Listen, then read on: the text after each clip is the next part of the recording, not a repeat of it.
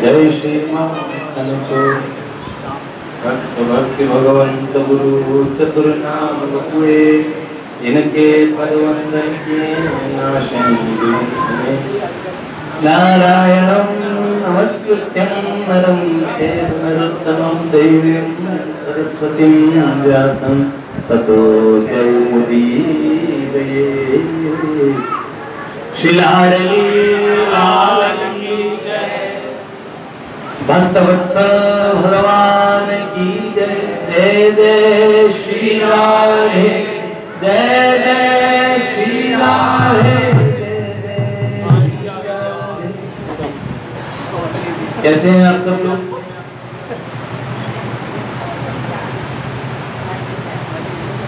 परम प्रिय श्री कृष्ण प्रिय कहाँ है? मुझे दिख नहीं रहे हैं।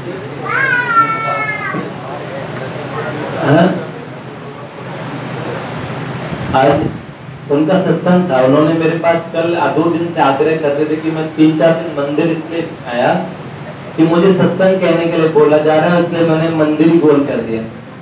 कहो ना भैया इन सबसे। मैंने कहा कोई सिफारिश नहीं, तुम्हें बोलना ही पड़ेगा। मैं टूटा फूटा कुछ भी बोलो,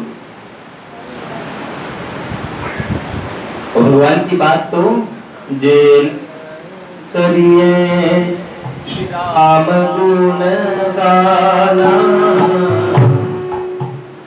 जी है सोता दूर जी है समाना। जो राम जी का गुणगान न करे, भगवान की वार्ता न करे, वो जीव मेंढक के जीव जैसी होती है। ऋतिक क्या बताऊं मैं तुम्हें? जैसे मेंढक क्या करता है, क्या बोलता है? टर टर करता है, लेकिन और कुछ नहीं बोल पाता है। ऐसे हाँ, ठीक है। भैंस कभी भगवान का नाम, पवित्र नाम बोल सकती है कि हाँ, ओंकार भरती है। देखो इन्होंने बोल के बताया है। बोल के बताओगे? तुम भैंस के बच्चे जैसी आवाज बोल रहे हो। देखो गधा भगवान का नाम नहीं ले सकता, और जो भगवान का नाम नहीं ले सकता वो तो हम महाराज अम्बरीश का चरित्र सुन रहे थे। उस चरित्र में उनके विषय में भागवत जी में आया, सर्वे मन कृष्ण पदारविंदयोर वचांसी यो वैकुंठ गुणानुवर्णने, वचांसी वैकुंठ गुणानुवर्णने, करो हरिर मंदिर मार्जनादिषु श्रुतिं चकाराच्युत सत्कथोदये, मुकुंदलिंगालय दर्शने दृशो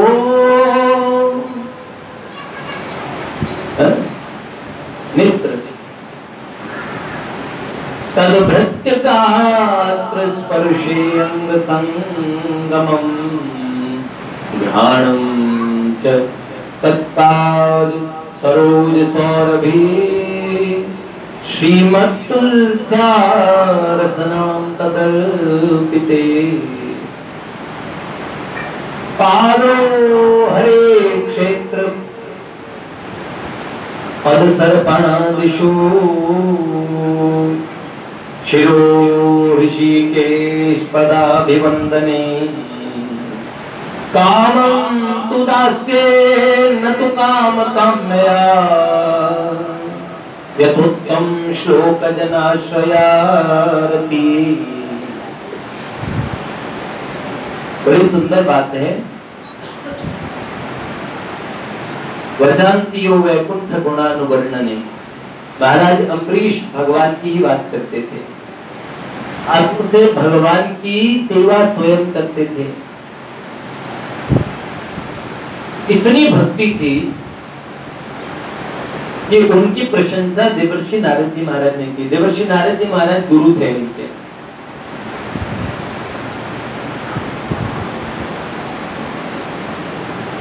दुर्वासा जी ने ज्यादा प्रशंसा सुनी तो उन्होंने कहा परीक्षा करके देखो, पर भक्त की परीक्षा कैसे करनी चाहिए। भगवान की परीक्षा करने जयंत आया था, क्या हालत हुई, इंद्र का बेटा है, क्यों? सठ चाहत रघुपति बल देखा, क्यों क्यों प्रभु जी? हाँ, इंद्र का बेटा जयंत भगवान की परीक्षा करने का। पर परीक्षा करने का तरीका क्या? आपको बिजली है नहीं है, उसकी परीक्षा कैसे करेंगे? सीधा छू लेंगे?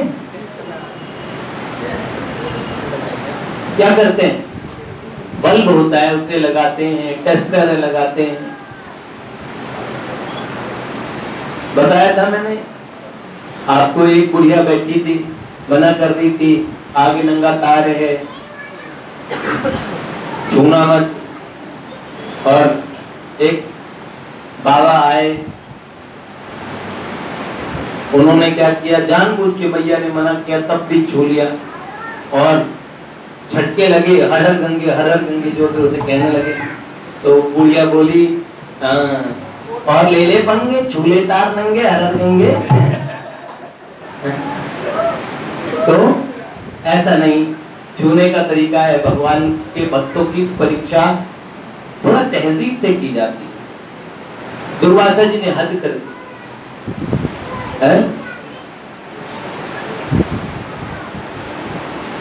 अमरीश महाराज ने एकादशी की थी, कल हम एकादशी की बात कर रहे थे। राजा रुक्मांगद की चर्चा की कि एकादशी बड़ी आवश्यक होती है भक्तों के लिए, बड़ी पवित्र तिथि है।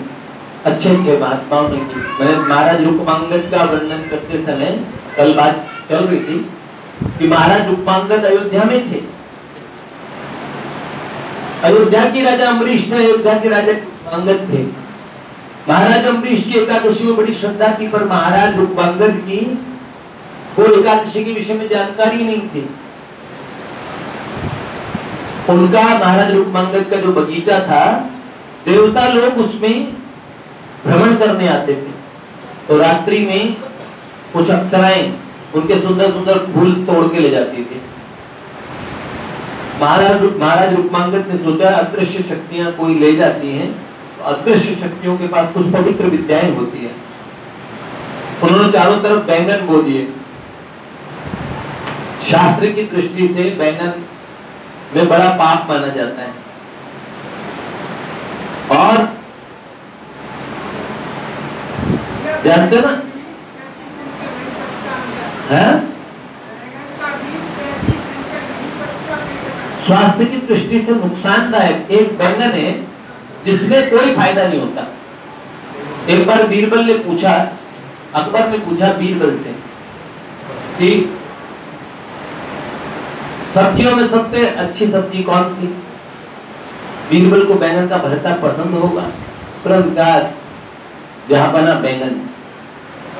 देखो क्या ताजदार, और तब जो सर पे ताज नहीं, उसके सर पे टोपा है, क्या ताज पहना के भेजा गया। सब्जियों का राजा है बैंगन। बैंगन के कई गुणों की फुलझड़ी सी लगा दी। जहां पर अकबर ने कहा पर लाहौल विलाकुवत, हमें तो बिल्कुल मरे चूहे जैसा गंदा सा लगता है, हमें तो बैंगन बिल्कुल नापसंद है। तुरंत कहा जहां बना बैंगन की कोई सब्जी है? अरे जिसका नाम ही बेगुण, जिसमें कोई गुण ना हो। फिर प्रभु जी वाली बात कह दी, पछता नहीं है, ये रंग का कैसा है अजीब सा। भैया उसके अंदर कीड़े ही रहते हैं बहुत सारे। तो जो भरता बना के खाते हैं बैंगन, तो ऊपर से कई बार बिल्कुल चिकना दिखता है, अंदर कई बार भरता लेके आए, उसमें साबुत बड़ी बड़ी गिटार जैसी कीड़े, उनको पका लिया, खा गए। और मसाले में पता क्या लगता है बताओ? तो हम तो भत्ते वाले को भी सजेशन देते कि भैया थोड़ा चेक तो कर लो,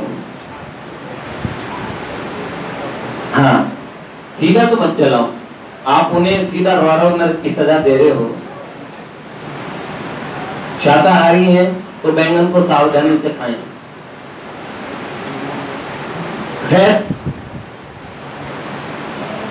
श्रीनाथ जी में बैंगन का भोग लगता है भगवान का, अब क्यों लगता है मुझे आज तक नहीं समझ में आई।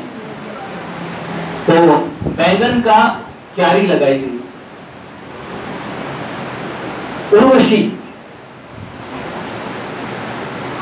तो मैं बैंगन के ऊपर बात बता रहा था, एक बंदा मरने के बाद यमदूत बन गया। सही सत्य घटना बता रहा हूं। उस बंदे को जब गांव के एक व्यक्ति के सामने वो प्रकट हुआ, उसने बोला तू तो मर गया था। उन्होंने बोला आजकल मैं यमदूत हूँ, यम के यहाँ काम कर रहा हूँ। तो उन्होंने बोला मेरे यहाँ क्यों आया, मुझे तो नहीं लेने आया। तो उन्होंने कहा असल में बात ये है कि थोड़ी देर में मतलब थोड़ा पहले आ गया, एक फलाने खेत में एक भैंसा एक जने को मारेगा थोड़ी देर में और वो बंदा मर जाएगा, तो उसको लेने आया हूँ। तो उन्होंने बोला मैं अभी मार दिया क्या? तो बोले नहीं अभी भैंसे ने नहीं मारा है, मारेगा। तो वो सज्जन भी दे दे खेत में चले गए, थोड़ा आगे हो जाओ, सबको जगह नहीं है। अब उन्होंने देखा वो तो अच्छा खासा खेत में और वो जो लगा था ना भैंसे से हल बार है, एकदम हल जोत रहा था, एकदम ठीक था। तो भैंसे को ज्यादा छोटे मारते होंगे, भैंसे भिड़क गया, उतना गुस्सा आया, उसने सारा हल वल तो इधर उधर कर दिया और उसको हल कर दिया। ऐसा सिंह मारा उसे, और उससे यमदूत ने कहा मैं लेके जा रहा हूं। उसने बोला भाई एक बार मुझसे पुनः आके मिलना, मेरे को कोई बातें करनी। तो गांव का ही लड़का था, अच्छी जानकारी थी, तो यमराज के अब की बात मुझे मलुक पीठ वाले महाराज जी ने बताया यमदूत कौन बनता है। हमारे एक भक्त कहते थे जो थोड़े अच्छी बॉडी थी उनकी, पर मेरा बहुत मन करता है कि यमराज के यहाँ यमदूत बनूं मैं भी। मैंने यमदूत कौन बनता है? यमदूत ये होता है एक ऐसा आदमी, जैसे चोरों में मुखबिर बनाते हैं ना पुलिस वाले, जेब कतरों में एक जेब कतरे को अपनी तरफ खर्चा देना शुरू करता है, वो जेब कतरों में ही रहता है और उसके बाद में उसको खर्चा मिलता रहता है पुलिस की तरफ से, और वो सेधमारी करवाता रहता है, पकड़वाता रहता है। ठीक है, ऐसे जेल कतरों में से होता है। उन्हें एसपीओ कहते हैं, स्पेशल पुलिस ऑफिसर, एसपीओ बना देते हैं। तो ऐसे ही यमराज के यहाँ यमलोक में जो पापी 100 बार सजा भुगतने आया हो, देखिए कैसे इतने पाप किए, स्वर्ग में खूब कुटाई चिताई अलग अलग नरकों में से डाला गया, फिर 84 लाख योनियां भोगी, जानवर बना, कुत्ता गधा कीड़ा मकोड़ा सब बना, फिर मनुष्य बना, फिर खूब पाप किए और फिर दोबारा नरक भोगने गया और फिर वहां खूब कुटा छिता पिटा, उसके बाद में मनुष्य बन यहाँ पे दोबारा आके 1,84,000 में जाने के बाद फिर मनुष्य बना, फिर पाप किए। ऐसा जो सेंचुरी मार देता है तो नरक में सारे यमदूतों से जान पहचान हो जाती है और यमराज की पहचान से मतलब जैसे नरक से बड़ा प्यार है और उसको सारी सजाएं भी अच्छी तरह आती है, तो खुद पा चुका होता है सारे सजाओं को। तो क्या होता है उसको यमदूत के यमराज कहते ठीक है इसको यमलोक में रख लेते हैं। तो कोई बहुत अच्छी बात नहीं यमदूत बनना, कोई पुण्यात्मा यमदूत नहीं बनते। तो यमदूत वो व्यक्ति, उस यमदूत ने से पूछा गया कि कौन कौन लोग यम वहां पे जाते हैं। तो उन्होंने कहा जिनके ऊपर आरती का भगवान का जल गिरता है, जो भगवान की आरती के दर्शन करते हैं, जो माला तुलसी की माला जप करते हैं, तुलसी धारण करते हैं, रुद्राक्ष धारण करते हैं, पंचाक्षरी, अष्टाक्षर, द्वादशाक्षर, भगवान के किसी एकाक्षर किसी भी मंत्र को धारण करके उसका जप करते हैं, जो महापुरुषों का दर्शन करते हैं, जो श्री गंगा जी का गंगा जल लव कहीं का पीता या भगवत गीता इत्यादि शास्त्रों का अनुशीलन करते हैं, इनमें से किसी का भी आश्रय लेने वाला यमलोक में नहीं आता है। और उन्होंने बोला यमलोक में भेजने वाले कई साधन हैं जो यमलोक जल्दी भेज देते हैं। तो उन्होंने कहा कौन कौन सी चीजें?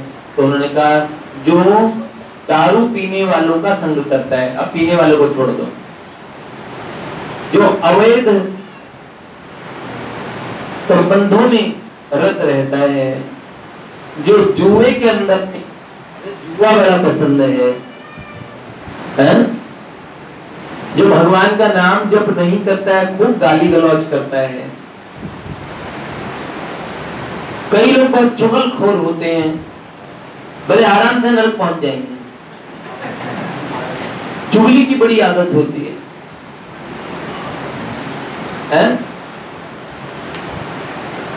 गलत दृष्टि से दूसरों को देखने वाले, दूसरों के प्रति गलत भाव रखने वाले। कोई आदमी जा रहा है, क्यों जा रहा है ये, क्या बात होगी, उसमें कुछ उल्टा पुल्टा निकालेंगे, उसने ये बात क्यों कही, फिर कुछ निगेटिव निकालेंगे। बहुत सारी बातें। नरक जाने कई साधन है। फिर उन्होंने कहा जो अभक्ष खाते हैं, फिर उन्होंने एक बात और कही, जो प्याज लहसुन और बैंगन खाते हैं। प्याज लहसुन, हाँ, और बैंगन। तीसरी चीज बैंगन थी, वो मुझे अभी भी याद है।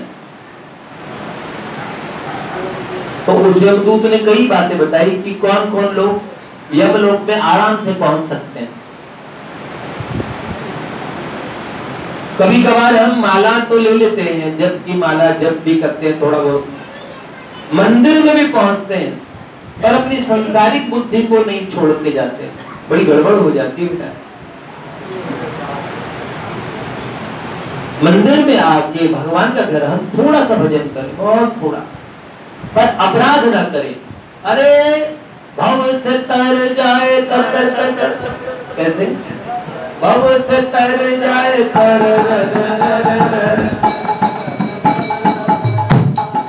चंद्र सखी भज भजवाल कृष्ण छवि, चंद्र सखी भज बाल कृष्ण छवि, भव से तर जाए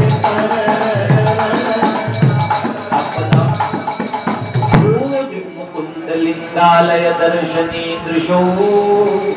रोज भगवान मुकुंद के लिंगालय में आते हैं, यहाँ पे आते हैं और ठाकुर जी के दर्शन करते हैं।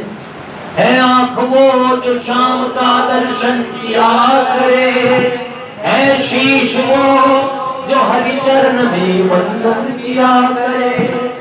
बेकार वो मुख है जो रहे व्यर्थ बातों में, मुख वो है जो भगवान का पूजन किया।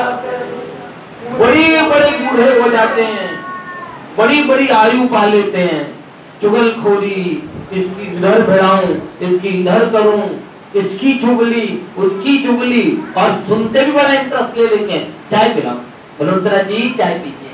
और क्या कहा खन्ना जी ने? अच्छा क्या? और वहाँ गुप्तानी के घर में क्या हो रहा है? अरे भैया इतनी जिंदगी में इतनी ये हर आदमी में, लेकिन ये ऐसी ठरक है वो कहीं का नहीं छोड़ती। क्या लेना देना, जिंदगी बहुत थोड़ी सी बची है। पवित्र बनाने के साधन बहुत थोड़े बचे हैं। अपवित्र बनाने का साधन तो हमारे हाथ में एक भयानक बम विस्फोट है। मैं देखता हूँ दादा का फेसबुक, उसमें देखता रहता हूँ, तो उसमें दादा बोलते इसमें किसी को टच मत कर देना। तो कैसे? टच करते ही मित्र बन जाएंगे। और कई लोग ऐसे हैं वो सोचेंगे कि हमें हमसे मैत्री करना चाहते हैं, तो एक टच में ही कौन आपका, बड़े बड़े महाराज बैठे हैं उसमें, किसी को मित्र बना, फ्रेंड बना। और भैया जितने फेसबुक या फ्रेंड्स होते हैं, मुझे बताऊं ना, उनका अस्तित्व फेसबुक तक ही शामिल है। आज अपना एक बालक बहुत अस्वस्थ है? लेकिन आप सोचो, इतने दिनों से उस परिवार का कोई साधन नहीं है, लेकिन आज अपनी बच्चे ही ले जाके राम मनोहर लोहिया में ले गए, हॉस्पिटल में सुबह से लेके कोई एडमिट करा रहे हैं, कोई चीज कर रहे हैं, एक संबंधी नजर नहीं आता है। हमारे ध्रुव प्रभु को पूछना, जब उनकी माताजी बीमार थी, रातों रात बच्चे गए। हर बालक के घर में क्या चीज हो रही है, सारे बच्चे दौड़ मचाते हैं। रिश्तेदार, संबंधी, तभी तो हम भगवान से कहते हैं, देखो तब भक्ति गात्र स्पर्शे अंग संगमम। भगवान के भक्तों से मिलने से दो काम होते हैं, एक मैत्री मिल जाती, मित्र मिल जाता है, और ऐसे कहते हैं एक वैष्णव, जो वैष्णव है, हम भगवान के नाते मिलते हैं, सहस्त्र 1000 गाय को दान करने का फल उसी को मिल जाता है एक बार मिलने से। हम मैत्री का मतलब ये तो नहीं, अरे अब कई बार इसका भी अन्यथा, हमने भी ना सत्संग के लिए एक माता जी को फ्रेंड रिक्वेस्ट भेज दी, भैया ऐसा नहीं करो, भाइयों में फ्रेंड रिक्वेस्ट भेजो, बहनों में भेजे, वरना ये कलयुग का जो प्रभाव है सब जगह लगा पड़ा है। कहीं खबर आई किसी आश्रम में से और 300 बहनें बरामद हुई। बरामद मतलब जानते हो ना, जिनको वस्तु के समान बंद करके रखा गया हो। तो क्या बात थी, शास्त्र के नियम जहां जहां टूटे हैं वहां वहां गड़बड़ियां हुई हैं। इसलिए आवश्यकता इस बात की है कि स्वयं बहनें अपना दायरा तय करें, इससे आगे हमें नहीं बढ़ना है। बाकी में हम बताएं, नारदीय निकुंज के हम सब भक्त हैं, हमारा परस्पर इतना स्नेह है, मर्यादा के नाते मैं खुद रास्ते में भी अगर कोई बहन मिल जाती है, प्रणाम करती है, मैं प्रणाम कर देता हूँ, पर संकोच के कारण एक शब्द कहने से बचता हूँ। और कभी सोचा भी नहीं, भगवान से नित्य सबके लिए प्रार्थना जरूर करता हूँ, लेकिन ये बात जानता हूँ कि क्या काजल की कोठरी में कैसो ही सयानो जाए, एक लीक काजल की लागी है पेलानी। भैया नियम बहुत बड़ी चीज है, सब साधकों को। बहुत बार यहाँ पे भी नए भाइयों का प्रवेश होता है और वो बहनों की साइड में ताक झाक करते हैं जरा सी, तो हमारे जो पुराने बालक हैं वो तुरंत उनको सही कर देते हैं, नहीं भाई सामने देखो, भगवान को देखो। और कभी कभार हमें तो यहाँ कहीं हमारे यहाँ 80% भाइयों का रेशो ऐसा रहा है जो बड़ी शराफत से आए हैं, लेकिन बहुत बार नई बहनों से भी हमारा पाला पड़ा, जिन्होंने आते ही सीधे ही यहाँ पे तूफान मचा दिया, ऐसी सिचुएशन थी। लेकिन हम ये चाहते हैं, बहुत आवश्यक चीज है, हमारा ये जो नारदीय निकुंज है, जहाँ हम भक्तों के इस स्थान पे आए, हम इस पवित्रता को बनाए रखें। यहाँ की वैचारिक दूषण भी यहाँ ना होने दें, वैचारिक दूषण भी नहीं, सारे अपने ही भाई हैं। फ्रेंड रिक्वेस्ट भेजने के बाद भाई बंद कर दिया, अरे जी आप ध्यान इधर रखिए, कल हमारी इस विषय में चर्चा हो रही थी, डिस्टर्बेंस होती है। इससे क्या होता है, हम जो कह रहे हैं उसकी तरफ ध्यान नहीं है। अरे अपने तो ठीक है ना, जो ही ध्यान नहीं देता वो कब तक ठीक है इसका भी कोई गारंटी नहीं है। हाँ, ध्यान देना चाहिए। जिस विषय में बात कर रहा हूँ बहुत जरूरी है, कभी बार सत्संग रोक के इस विषय में कहता हूँ कि बहुत आवश्यक चीजें हैं बच्चों, इसलिए बार बार बोलता हूँ, ठीक है। एक बाबा को उनके गुरुदेव ने कहा था, 3 क से बचना, कंचन कीर्ति कामिनी। तो बाबा ने कहा भगवत गीता दे दी, तेरे भगवत गीता में तीनों चीजों से बचने के सूत्र हैं। उन्होंने भगवत गीता को पूजना शुरू कर दिया। अब भगवत गीता पे लगे चूहे, उसने बिलैया रख ली चूहों को डराने के लिए, और वो अब बिल्ली उसको चाहिए दूध, तो उसके लिए रख ली गैया। तो चूहिया, बिलैया, गैया, और फिर गैया करे गोबर, उसके सानी और उसकी सेवा करने के लिए उन्होंने एक पातने वाली रख ली, गोबर पातने वाली, और उन्होंने बाबा को पात दिया। देखा बाबा के 4-5 छुटर गुटर हो गए, ब्याह हो गया। गुरु जी आए, उन्होंने कहा ये आश्रम यहाँ तो वो सब बच्चे क्वाइट करते हुए हाँ घूम रहे। गुरुदेव ने कहा ये तो मेरे चेले का आश्रम था। देखा चेला तो नितांत गृहस्थ बने थे, त्यागी जी थे वो पता नहीं। अब भैया उन्होंने कहा गृहस्थ आश्रम बन चुका था पूरा। गुरुदेव ने पूछा बेटा तुम्हें बोला था ना भगवत गीता का अभ्यास करना, कितने चैप्टर पढ़े? तो उन्होंने बोला पहला चैप्टर बिल्ली और दूसरा चैप्टर गैया, तीसरा गैया वाली, और फिर ये 5 चैप्टर और उठ चुके हैं, 8 और 9वां चैप्टर अभी आना बाकी है। गुरुदेव ने कहा वो तेरी है क्या भैया, ऐसे ध्यान रखना चाहिए है। कहाँ कब मन बिगड़ जाए विकारों का भरोसा क्या, उलझ मत दिल बहारों में, बहारों का भरोसा क्या। तो भैया राजा रूपांगद के बगीचे में बैंगन का बगीचा लगा दिया गया। उर्वशी को बैंगन का कांटा छू गया, छूने से अपवित्र हो गई, आकाश में उड़ नहीं पाई। अगले दिन राजा ने देखा, दिव्यांगना ने बोला मैं देव कन्या हूँ, मुझे स्पर्श न करना। और कहा कि आप कैसे रुकी कैसे? अब बोला हम पुष्प ले जाते थे। महाराज ने कोई बात नहीं, फूलों की बात है। तो उन्होंने कहा लेकिन अब आप वापस कैसे स्वर्ग जाएंगी? उन्होंने कहा कोई एकादशी का फल दे दे। उन्होंने बोला एकादशी तो हमारे यहाँ कोई नहीं करता। तो उन्होंने कहा धिक्कार है, अयोध्या में एकादशी नहीं होती।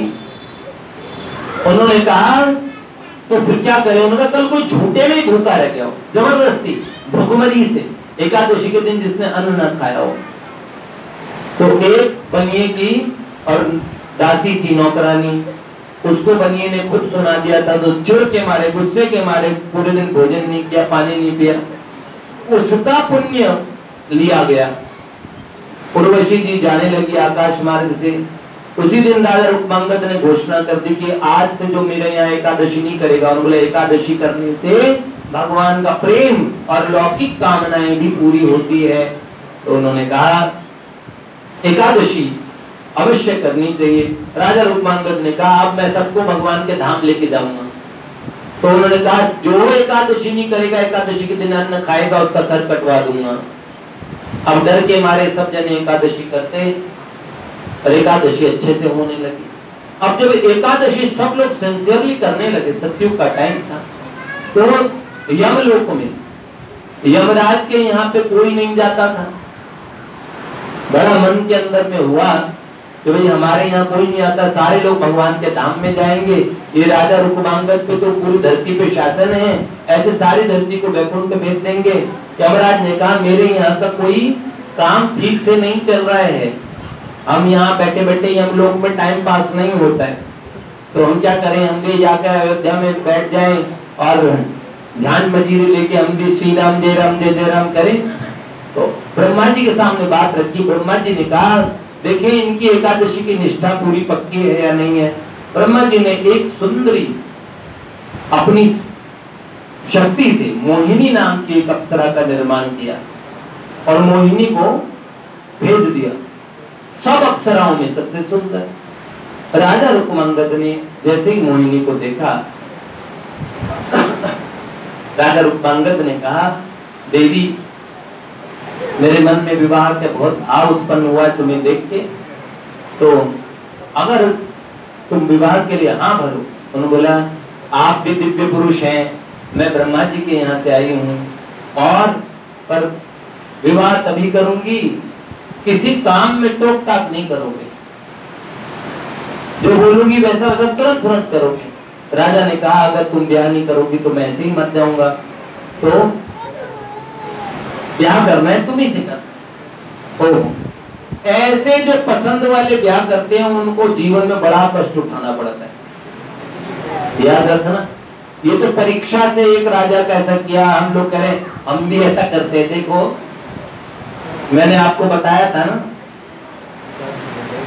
एक जॉब में, और ऐसा लिखा यहाँ पे विवाहित लोग इंटरव्यू दे सकते हैं, केवल विवाहित लोग ज्वाइन कर सकते हैं और अविवाहित कुंवारे नहीं आ सकते। तो उन्होंने कहा क्या बात, विवाहितों को क्यों बोला जा रहा है और कुंवारे क्यों नहीं आ सकते? तो उन्होंने बोला देखो, एक तो उन्हें घर जाने की जल्दी नहीं होती है, और दूसरा बात बात पे जलील होने की आदत पड़ जाती है, हम यहाँ पे बार बार करेंगे उसे अच्छा तरह से अभ्यास होगा। ऐसे होता है कि नहीं होता मुझे पता नहीं। हाँ भैया, मैंने अच्छे गृहस्थाश्रम देखे, हमारे तो भक्तों के विवाह हुए, तो भक्त पत्नियां बच्चों की बहुत अच्छी हैं, भक्त बालकों की घर में ये टेंशन कलेश नहीं है भगवान की कृपा से। लेकिन बाहर के संसार में ऐसा हो रहा है, तभी इतने सुंदर चुटकुले बन रहे होंगे। किसी बच्चे ने मुझे कहा इतने खतरनाक खतरनाक चुटकुले कहाँ से ढूंढते हो? मैंने कहा भैया, मुझे कोई सुनने में पड़ जाए ना, वो यहीं छप जाता है और वो सही टाइम पे याद आ जाता है। तो भैया विवाह हो गया, ऐसे विवाह होना ठीक नहीं माना जाता। अब वो मोहिनी ने, उनकी जो पूर्व पत्नी है, उनका बेटा था धर्मांगद, रुक्मांगद का बेटा धर्मांगद। तो बेटे ने और उनकी पुरानी पत्नी ने नई पत्नी का बड़ा स्वागत किया। अब वो मन माने रोज फरमाइशें करती, राजा सारी फरमाइशें पूरी करने की कोशिश करते। एक दिन एकादशी आई, राजा दशमी की जगह एकादशी कैसे करते थे? पहले दशमी की रात में, दशमी में कृष्ण प्रभु एक बार भोजन होता था, दशमी की रात्रि में फिर कुछ नहीं लेना ताकि पेट पूरा अन्न से रहित हो जाए। फिर सुबह शौच जाने के बाद एकादशी में कुछ नहीं, निर्जल। और द्वादशी का व्रत भी करते थे, द्वादशी में भी एक बार कुछ व्रत का आहार लेते थे, द्वादशी में एक बार, दशमी एक बार दिन में, और द्वादशी में शाम के समय कुछ हल्का, बाकी 3 दिन भूखे ही हो गए और एक दिन 24 घंटे प्यासे ही रह गए बिल्कुल। और ऐसी स्थिति हुई, इतना उनका नियम था। राजा रुक्मांगद की बेटी, उनका जवाई वहां आ गया एकादशी के टाइम में, तो जवाई तो अपने घर का था भैया। तो दशमी को उसने देखा, जब वो आया सारे दिन का भूखा प्यासा दूर से आया, सोचा वहीं ससुराल में जाके अच्छे माल उड़ाऊंगा। वहां गया तो सब जने प्यार से तो बोल रहे, पुचकार रहे, सास ससुर बड़ा गले लगा रहे हैं, लेकिन पानी भी नहीं पूछ रहे। उसने कहा क्या खाता है? 3-4 घंटे बीते ना, आप पूछे तब पूछे, लगेगा डाइनिंग टेबल सजेगी, कुछ नहीं आया। तो उन्होंने कहा एक तो एकादशी है होगी हमारे यहाँ, बेटी ने बताया। तो बेटी खुद भूखी, उन्होंने बोला ऐसे थोड़ी होता है, अरे मैं मर जाऊंगा। उन्होंने बोला हमारे यहाँ का तो कर्मचारी से लेके बच्चा तक सब तक, पर उन्होंने कहा ऐसे थोड़ी बोलेंगे। अब राजकुमार राजपूत होके बोले कि मैं ये नहीं कर पाऊंगा। अब उसके दिल को चोट लगी, अगले दिन प्यासा रहा पूरे, अब भूखा प्यासा, गर्मियों का दिन था। अब जब रात्रि में उसके प्राण अटकने लगे, उसने बोला हाय हाय मुझे कुछ खाने को दो, और तुमने तो द्वादशी में मुझे भूखा मार देना है। उसने बोला मैं मर जाऊंगा, मैं सीरियसली कह रहा हूँ। तो पत्नी ने कहा कितना अच्छा होगा, एकादशी मरने के लिए कितनी अच्छी तिथि है? और क्या वो सच में ही मर गए? भगवान के दूत आ गए लेने के लिए। उनकी बेटी उनके पीछे सती होने के लिए तैयार हो गई। बताओ वो भी भगवान के धाम पहुंच गई, दोनों पति पत्नी। लेकिन उन्होंने एकादशी के दिन अन्न नहीं खाया, उसने अपने पति को खाने ही नहीं दिया। ऐसे राजा रुक्मांगद, उनकी जो पत्नी मोहिनी, उसने कहा कल आप एकादशी नहीं करोगे। उन्होंने बोला तुम्हारी सब बात मानता हूं, पर एकादशी वाली बात नहीं मान सकता। उन्होंने बोला तुम तो कहते हो प्राण दे दूंगा तुम्हारे लिए, बोले इसके अलावा कुछ भी मांग लो। तो मोहिनी ने कहा ठीक है। अपने इकलौते बेटे धर्मांगद का, जो राजकुमार बड़े प्रिय थे राजा को, इकलौते बेटे थे, उन्होंने कहा इस बेटे का सर काट के दे सकते हो एकादशी के लिए? तो राजा ने कहा ये मैं नहीं कर पाऊंगा, बड़े उदास हो गए। उन्होंने बोला फिर क्षत्रिय हो के तुम अपने वचन से डिग गए। जब धिक्कार कहा, राजा का मुंह लटका हुआ था, धर्मांगद जब सामने आए तो उन्होंने पूछा पिताजी आपको मेरी शपथ, आप बताइए क्या बात है, आप उदास किस बात से? सारी बात जब राजा ने कही तो उन्होंने कहा कोई बात नहीं, मेरी माता ने मांगा है, वो भी तो मेरी माँ है। और उन्होंने बोला आप मेरे पिता हैं, आप धर्म पे आरूढ़ हैं, आज तक आपने कभी असत्य नहीं बोला, आपने जीवन में प्रेम में चाहे मोह में किसी भी कारण से आपने एक बात कह दी, तब आप आपकी बात सत्य हो, इसको मैं सच करूंगा, मेरा मस्तक काट दीजिए। जब मस्तक राजा रुक्मांगद एकादशी और उनके पुत्र ने उनको कहा आप मेरा मस्तक काट दीजिए, पर एकादशी से रक्षा कीजिए, अपने वचन भंग से अपनी रक्षा कीजिए। तब राजा रुक्मांगद ने जैसे खड़ग से अपने पुत्र का वध करना चाहा, उसी समय भगवान श्री हरि प्रकट हो गए। भगवान ने हाथ पकड़ लिए और कहा ब्रह्मा जी प्रकट हो गए। ब्रह्मा जी के प्रकट होते ही मोहिनी अंतर ध्यान हो गई। उन्होंने कहा इनकी एकादशी की पूरी निष्ठा है और आज तक राजा रुक्मांगद को बहुत अच्छे भक्तों में गिना जाता है। किस कारण से? एकादशी की कृपा से। हम कहते रुक्मांगदोद्धव विभीषण फल्गुनादीन पुण्यानिमान परम भागवतान नतोस्मि। अम्बरीश महाराज का चरित्र हम आगे कल सुनेंगे। भक्तवत्सल भगवान